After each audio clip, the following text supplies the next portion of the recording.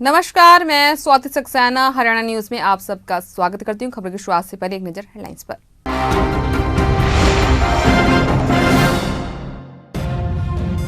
हरियाणा विधानसभा का सत्र की शुरुआत। डिप्टी सीएम ने सदन में पढ़ा शोक प्रस्ताव। एक दिन का होगा विधानसभा सत्र।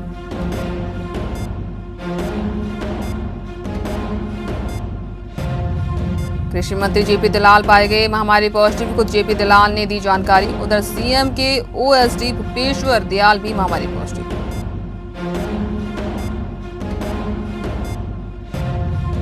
कलायत में अब की बार नहीं लगेगा गोगा माड़ी पर लगने वाला वार्षिक मेला। मास्क पहन व सामाजिक दूरी बनाकर की श्रद्धालुओं ने पूजा अर्चना।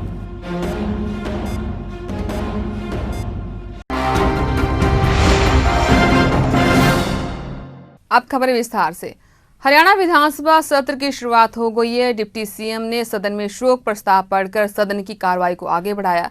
शोक प्रस्ताव में पूर्व मंत्री मांगीराम गुप्ता, पूर्व विधायक कृष्ण हुड्डा, मणिराम शास्त्री, गायक पंडित जसराज, कर्नाटक के पूर्व राज्यपाल हंसराज भारद्वाज को श्रद्धांजलि, शहीदों दिवंगतों महामारी वॉरियर्स को भी श्रद्धांजलि भेंट की गई। बता दें कि हरियाणा विधानसभा सत्र की बिजनेस एडवाइजरी कमेटी की बैठक कुछ देर पहले खत्म हुई है, जिसमें सेशन की अवधि महामारी संकट के कारण एक दिन ही करने का फैसला किया गया। बता दें कि मुख्यमंत्री के महामारी पॉजिटिव आने के बाद सदन के नेता उप मुख्यमंत्री दुष्यंत चौटाला ही होंगे। वहीं हरियाणा के मुख्यमंत्री मनोहर लाल खट्टर और विधानसभा अध्यक्ष ज्ञान चंद गुप्ता की रिपोर्ट की महामारी पॉजिटिव आने के बाद दोनों को गुरुग्राम के मेदांता अस्पताल में भर्ती करवाया गया। वहीं कृषि मंत्री जेपी दलाल की रिपोर्ट भी पॉजिटिव पाई गई है। इस बात की जानकारी खुद उन्होंने दी है। वहीं सीएम मनोहर लाल खट्टर के officer on special duty Bhupeshwar Dayal महामारी पॉजिटिव पाए गए हैं। महामारी के मामले लगातार आसमान को छू रहे हैं। जब महामारी की शुरुआत हुई तो अलग अलग सरकारी दफ्तरों के पास सैनिटाइजेशन टनल लगाई गई थी, ताकि अगर कोई भी व्यक्ति आता है तो वह अपने आप सैनिटाइज हो जाए। लेकिन कुछ ही दिन बीते, उसके बाद वो सैनिटाइजेशन टनल दफ्तरों के बाहर बंद पड़ी मिली।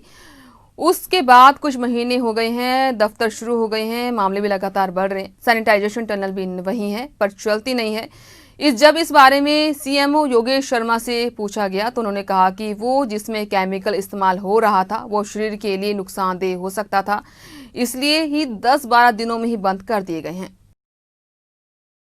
की तरफ से ये एडवाइजरी जारी करी गई थी कि ये जो हाइड्रोक्लोराइड सोल्यूशन स्प्रे करती जो टनल्स हैं ये एक फॉल्स सेंस ऑफ सिक्योरिटी देती है, तो जिससे कि पर्सन को ये लगता है कि मैं तो डिसइंफेक्ट हो गया हूँ, जबकि ऐसा नहीं था। और प्लस इसमें स्किन और आइज को भी इसको खतरा हो सकता था कि जो केमिकल स्प्रे किया जाता है। इसलिए एडवाइजरी यही जारी की कि जो हमारी बेसिक प्रिकॉशंस हैं, जो कि हैंड वॉशिंग की है और दूसरी सोशल डिस्टेंसिंग और मास्क की है, वो प्रिकॉशंस ना लोग ओवरलुक कर दें। और इसके इसीलिए कि स्प्रे टनल से हम गुजर गए तो हम सब सारा कुछ सैनिटाइज हो गया। इसके लिए एडवाइजरी मिली कि इसका यूज बंद करें। गोहाना में हरियाणा के मुख्यमंत्री मनोहर लाल खट्टर द्वारा 2016 में की गई घोषणा पर 4 साल बाद काम शुरू हो गया है। गोहाना शहर के साथ लगती ड्रेन नंबर 8 पर ड्रेन की पटरी को चौड़ा व पक्की करने का काम आज से हवन यज्ञ के साथ शुरू हो गया है। इसकी शुरुआत में गोहाना नगर परिषद की चेयरपर्सन रजनी वीरमानी ने बताया कि इसको पक्का करने में लगभग 13 करोड़ से ज्यादा की लागत आएगी और इसे 1 साल में पूरा किया जाना है। शहर के बीच से गुजर रही ड्रेन नंबर 8 की पटरी को नगर परिषद व केवल पक्का करेगा, बल्कि उसे हरा भरा भी बनाया जाएगा। नगर परिषद की चेयरपर्सन रजनी वीरमानी ने बताया कि पटरी की लंबाई करीब 5 किलोमीटर व चौड़ाई 25 फुट पक्की की जानी। शहर के लोगों की मांग पर सीएम मनोहर लाल खट्टर ने ड्रेन नंबर 8 की पटरी को पक्का करने की घोषणा वर्ष 2016 में की थी। केंद्र सरकार के 3 अध्यादेशों के खिलाफ प्रदेश भर में किसान लगातार प्रदर्शन कर अध्यादेशों को वापस लिए जाने की मांग कर रहे हैं। आज सीएम सिटी करनाल में जिले भर के किसानों ने सरकार के अध्यादेशों के विरोध में धरना शुरू कर रोष प्रकट किया। भारतीय किसान यूनियन के प्रदेश अध्यक्ष रतन मान ने कहा कि केंद्र सरकार द्वारा लागू किए गए 3 अध्यादेश किसान विरोधी हैं, जिसके विरोध में किसानों द्वारा धरना दिया जा रहा है। रतन मान ने कहा कि वह खुद मौन धारण कर कृषि के 3 अध्यादेशों का विरोध करेंगे और जब तक विधानसभा स्तर चलेगा तब तक किसानों का धरना भी जारी रहेगा। देखिए, जो केंद्र सरकार 3 अध्यादेश लेकर के आई है उसका हम पूरे हरियाणा में विरोध कर रहे हैं। और अगस्त माह में अगस्त किसान क्रांति आंदोलन के नाम पे हम सभी सांसदों के, सभी विपक्षी नेताओं के आवास पे गए हैं, वहाँ धरना प्रदर्शन किया और ज्ञापन सौंपे गए हैं। और आज 26 अगस्त है, जिससे हरियाणा विधानसभा का सेशन अब 2 बजे शुरू होने वाला है और वो सभी नेताएं उसमें मौजूद होंगे, सत्ता पक्ष के और विपक्ष के। और हम मौन धारण करके करनाल सीएम सिटी में ये विधानसभा की कार्रवाई को सुनेंगे। क्या हमारे किसानों की डिमांड है जो उसके मुद्दे के ऊपर वहाँ चर्चा होती है, निर्णय लिया जाता है, नहीं लिया जाता है। और हमें पूरी उम्मीद है कि इस मानसून सत्र में सरकार हमारी मांग को ध्यान में रखते हुए फसल समर्थन मूल्य पर फसल खरीद का गारंटी का कानून बनाएगी और जो किसानों का भुगतान है उसको सुनिश्चित किया जाए। और अगर कोई समर्थन मूल्य से नीचे कोई फसल को खरीदता है तो उसको दंडनीय अपराध के में शामिल किया जाए।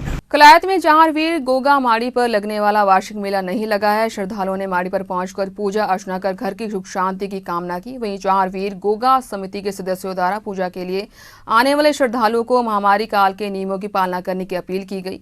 जहांवीर गोगा समिति के सदस्यों ने बताया कि महामारी वायरस को देखते हुए मेला स्थल पर ना तो दुकानें लगी और ना ही किसी प्रकार के भंडारे का आयोजन किया गया है।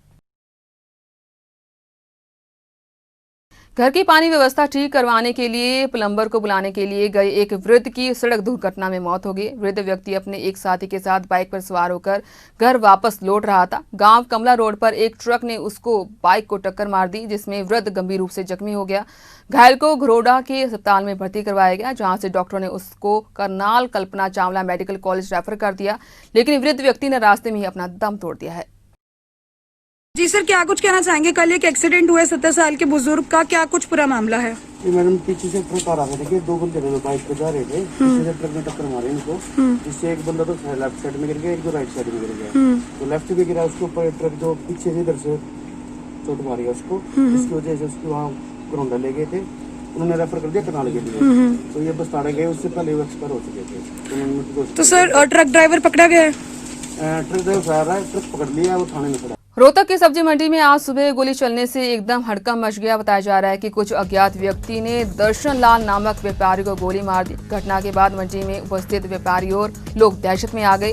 गोली मारने की सारी घटना पास लगे सीसीटीवी कैमरे में कैद हो गई है। हालांकि उसकी पहचान नहीं हो पाई है। पुलिस ने मौके पर पहुंचकर कार्रवाई शुरू की है।